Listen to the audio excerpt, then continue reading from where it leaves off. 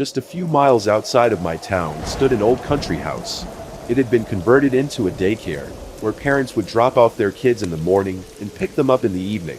However, said daycare had been out of business for a few years now. There was a sign posted in the front yard just a few feet from the house that read, "Happy Sun Daycare," with a cute-looking cartoony sun painted on it. Within the fenced-off backyard stood playground equipment that had fallen into disrepair and began to rust. A slide, a couple of swing sets, some monkey bars, and a merry-go-round were once covered by swarms of children as they ran and played in the outdoors. They had since become perches for the local birds and squirrels, and were swarmed by ants rather than children. I had decided to write a report on the Happy Sunday Care for the news blog I worked for. For one thing, several people around today had gone to that daycare. I figured it might make for an interesting story to read about their experiences there, and if it affected their later life in any way. The other reason wasn't quite so innocent. There had always been concerned parents who would fret over leaving their child in someone else's care. It was about that constant worry over how safe their sons and daughters were, especially with all the horror stories posted online about various daycare-related tragedies. For my report, I decided I would interview both employees and people who had gone to the daycare as children. I wanted to get as many different points of view as possible so that it wouldn't seem too terribly biased. Of course, I agreed to not use real names, for the sake of their privacy. The first person I interviewed was a middle-aged woman who looked after the infants at the daycare. For the sake of her privacy, we'll just call her Margaret. What was it like working at the daycare? I asked her. She replied, "Oh, it wasn't anything too spectacular. Just your typical day of working with children, or babies in my case." "I see," I said before I asked. "Have you had any problems while working there?" Margaret shook her head. "With the babies? Of course not. They could be fussy, but they weren't any trouble at all. The children were another story." This piqued my interest. Were the children that attended Happy Sunday Care too much for the employees to handle? Or could it be that there were cases of abuse going on that had been kept secret until now? I had to find out. Why might that be?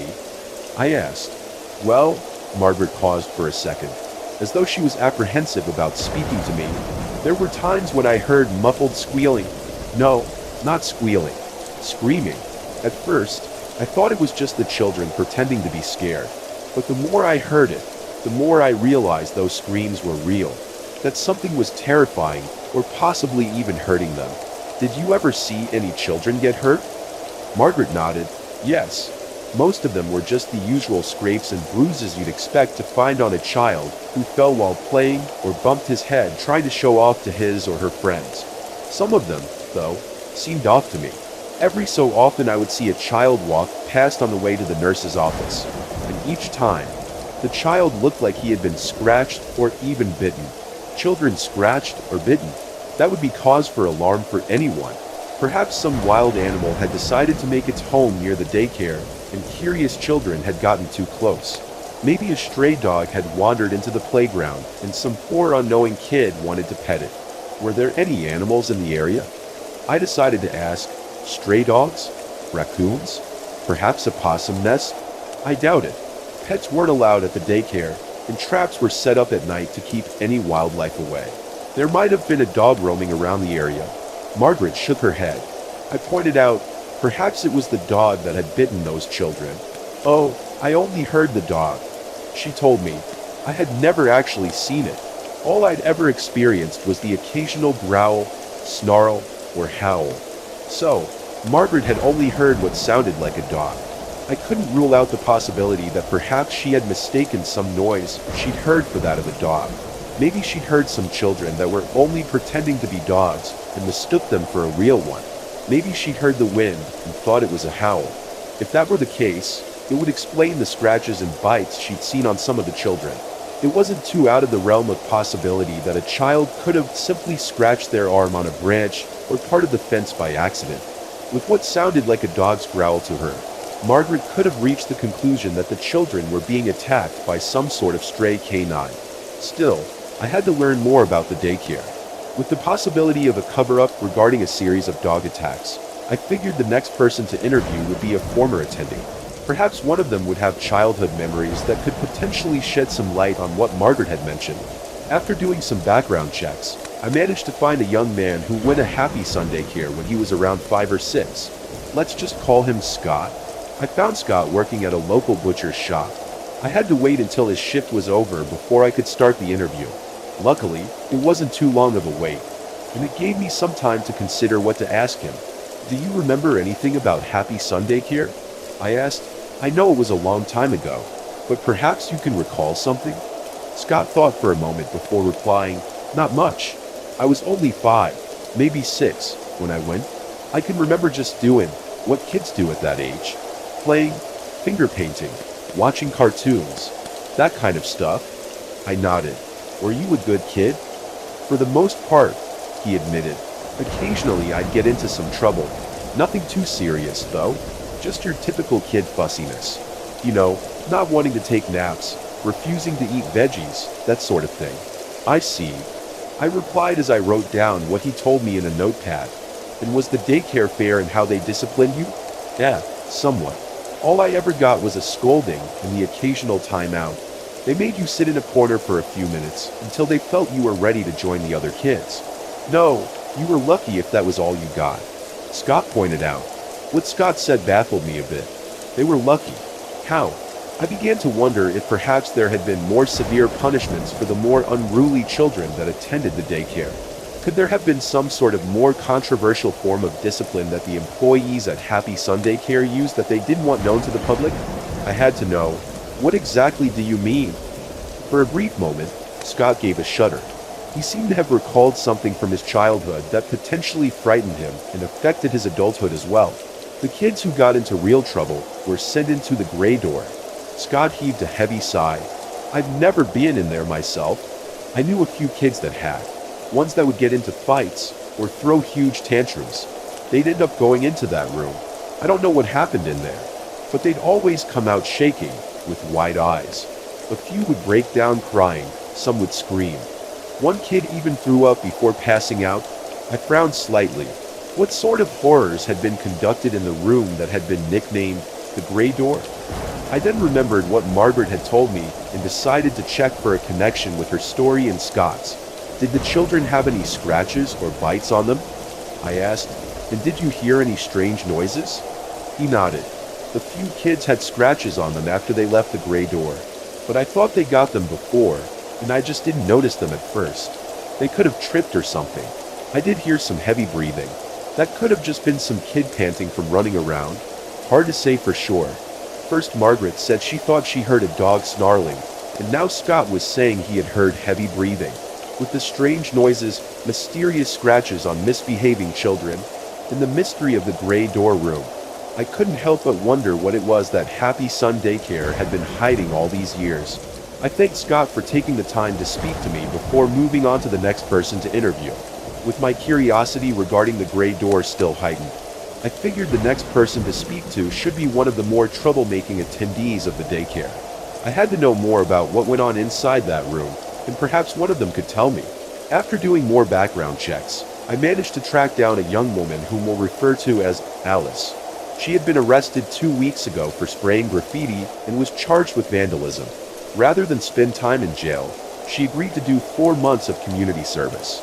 From what I read about her records, it seemed this wasn't the first time she had gotten in trouble with the law. "Were you always this much trouble?" I asked her. Alice shrugged. "Maybe. I wasn't sure how easy it would be to get the answers I wanted from her. She seemed like the type who would only cooperate if she'd get something out of it, like less time behind bars." "I need to know about Happy Sunday Care." I asked her. "Do you remember anything about the Gray Door?" For a brief second, a hint of fear flashed in her eyes. Her face became pale as a few beads of sweat trickled down her forehead. "Take, that was a long time ago," Alice pointed out. I replied, "Surely you must remember something? Records show you were 10 when you attended. Are you sure you can't recall anything?" Alice took a few deep breaths and began to regain her composure. If the mere mention of the Gray Door room was enough to put fear into her after all those years, I couldn't help but dread what horrors she could have experienced. Here was someone who had run-ins with the law, someone who had been arrested for various crimes, primarily theft, vandalism, and trespassing. And Yet it was something from her childhood that caused the most fear of being punished. Why? Okay, I'll tell you. But you got to promise never to say that I told you anything. Got it? Alice sighed. I reassured her. I won't reveal any names. That would be strictly confidential. You see, I was playing outside in the playground. She began to explain. I remember wanting to play on the swings. Another kid claimed he had already gotten first dibs to play on them. Before I knew it, we were having a big argument. I lost control. Next thing I knew, he was on the ground crying. I must have pushed him when we were arguing. One of the teachers came up and grabbed me by the arm and dragged me inside. She told me that I would be taken into what the other kids called the gray door room as punishment. What was inside the room? I asked in anticipation. Alice took another deep breath and let out a shudder and a sigh. The room was mostly empty. I remember the floor was nothing but dirt ground, and the only light was a dingy old bulb that barely lit anything up. The teacher just shoved me in and slammed the door shut. At first, I tried pounding on the door and screaming. I cried out for anyone to open it. It was so dark and cold, and I was so scared, and I heard something. Something was behind me. I turned around, and I remember screaming louder than I had ever screamed in my life. I frowned in concern. What did you see? It was a dog. Or, at least, I think it was a dog. She choked back a few tears. I didn't get a good look at it since it was so dark. All I remember was that it was the biggest and ugliest dog I had ever seen. That thing had glowing yellow eyes, huge sharp teeth, and was covered in black shaggy fur. And before I knew it, it snarled and lunged at me. I ran around as fast as I could, screaming and begging for anyone to come and save me. It grabbed onto my skirt with its teeth and tried to pull me towards it. I tripped and fell, but I managed to kick it in the face a couple of times to get it to let go. Then it lunged at me again.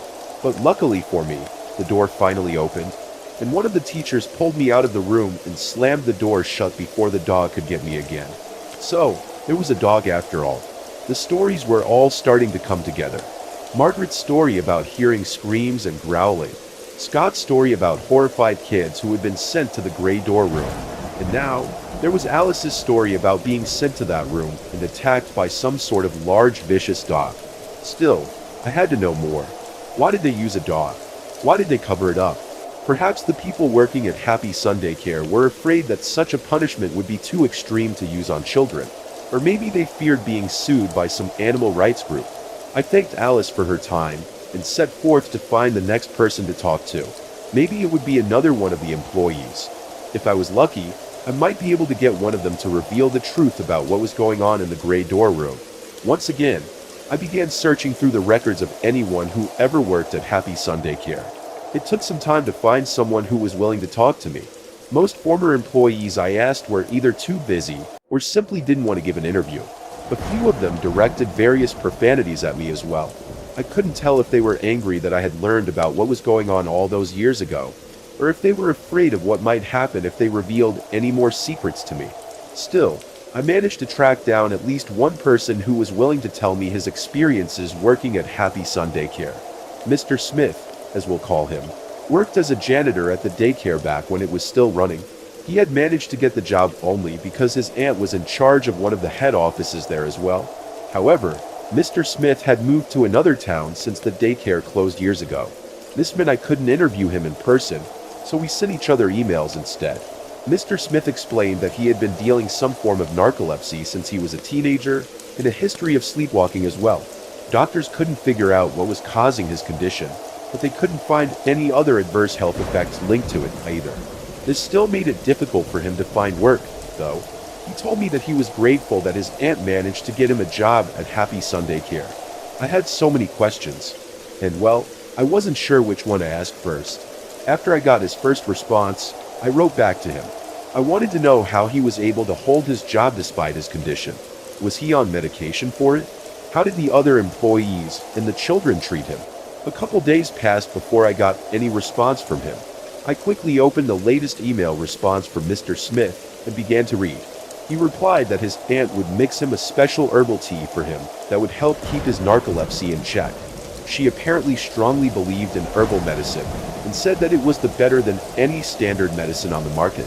Mr. Smith wrote about how the tea was quite bitter and how he hated drinking it, but that he had to drink it if he wanted to keep his job.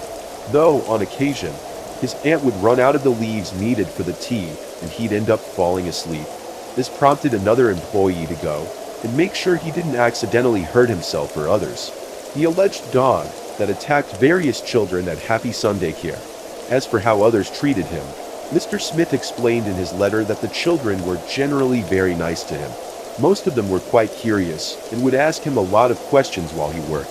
A few would act as a nuisance, but he didn't recall any of them being too much trouble. On the other hand, the other employees seemed to have a sense of uneasiness around him. He explained how he felt that they seemed extremely cautious around him. Also, he pointed out that his aunt always kept a close eye on him. He wasn't sure if this was due to his condition or for some other reason, though, that just caused more questions to form in my mind. Why were the other employees uneasy around him? Was it because he was the nephew of one of the higher-ups? Or was there another reason? And there was the matter of his aunt keeping a close eye on him. Maybe they were trying to keep the whole issue regarding the gray door room a secret from him. Perhaps they were afraid that he would find out about the dog and would contact the police. I had to know if he knew anything about the room. I quickly wrote a reply and asked if he knew anything about a large, empty room and children being attacked by some sort of dog. Another couple days passed before I got another response from Mr. Smith. I opened the reply and began to read. He said that he didn't remember any kind of dog at the daycare. In fact, he pointed out that animals weren't allowed on the property and that he would set traps to keep the squirrels and mice out. His aunt was very strict about no pets being allowed as well. Most likely, it was due to any potential allergies kids might have. Mr. Smith explained in his reply that perhaps the dog that Alice claimed had attacked her was just someone in a cheap-looking dog costume, that the room had perhaps been kept barely lit so the kids in there wouldn't realize it was fake, and that the scratches and bites were just the result of them tripping and accidentally scratching themselves. To my surprise, he had been in the gray door room himself several times as well. Strangely, he pointed out that it was always when he hadn't any tea to drink. He would wake up in the room. He wasn't sure if anyone had moved him there so he could sleep without being in anyone's way, or if he had been sleepwalking again and just stumbled in there by mistake. Mr. Smith explained that the room was originally going to be a large storage closet for various arts and crafts related supplies, but was never finished due to budget cuts. He wrote in his reply that his aunt didn't want the area to go to waste, so they decided to use it as a means to punish misbehaving children. In his opinion, someone probably bought a dog costume and would wear it while terrorizing any children sent into the room, as a means of instilling the fear of punishment. I sent one last email to Mr. Smith thanking him for taking the time to reply to my messages. The whole thing about Happy Sunday Care was starting to come together. From what I had gathered via the various interviews from both students and employees, children who misbehaved were sent to a large empty space called the Gray Door Room. There was a dog, or possibly just someone in a dog costume, that would chase any child sent in there. Finally, said child would be pulled to safety before the dog could cause any serious harm. There was only one thing left to do. I was going to head inside Happy Sunday Care and investigate the infamous Gray Door Room for myself. I had to see for myself if there was anything that could solve this strange cover-up. Several minutes passed as I drove out into the countryside and towards the abandoned building. I parked the car in the front driveway and took a few deep breaths. The front door was unlocked, which was lucky for me. I gently pushed it open and began to look inside. The interior was dingy and covered in a layer of dust. Cobwebs spread over various desks and chairs that hadn't been used in quite some time. A musty smell filled the house and mixed with the odor of feces and urine from the rats that now made the place their home. It was nauseating, to say the least. After I explored several different areas, I soon found the foreboding gray door that was said to lead to the dreaded room. The door was quite heavy, and it took me several tries before I managed to force it open. Just like how Alice had described, the room was dark and empty, with a dirt floor and a dingy bulb. Said bulb had burned out long ago, so I used an old desk to prop the door open in order to see anything. I could see faint bloodstains on the ground and on the wall, but I couldn't tell who or what the blood belonged to. There were strange markings on the wall, as well. I took a closer look and could have sworn they resembled claw marks of some sort. As I continued to examine the room, I noticed various footprints in the dirt. Many were faded, or had been trampled over one another, but I could still make out a few. Most of them were the footprints of children. They looked like their makers had been running away from something. There was one other distinct set of footprints that caught my attention. I examined them closely. I could definitely make out the distinctive foot pads, claws, and individual toes on at least one of the prints. This wasn't some person in a cheap costume. Happy Sunday Care had been using a dog to terrorize children. I had to let people know what they had been hiding for all those years. However, as I made my way out the daycare into my car, there was one aspect about those footprints that made me uneasy. Since when do dogs walk on two legs? Thanks for watching. Please like, share, and subscribe to listen to similar stories in future.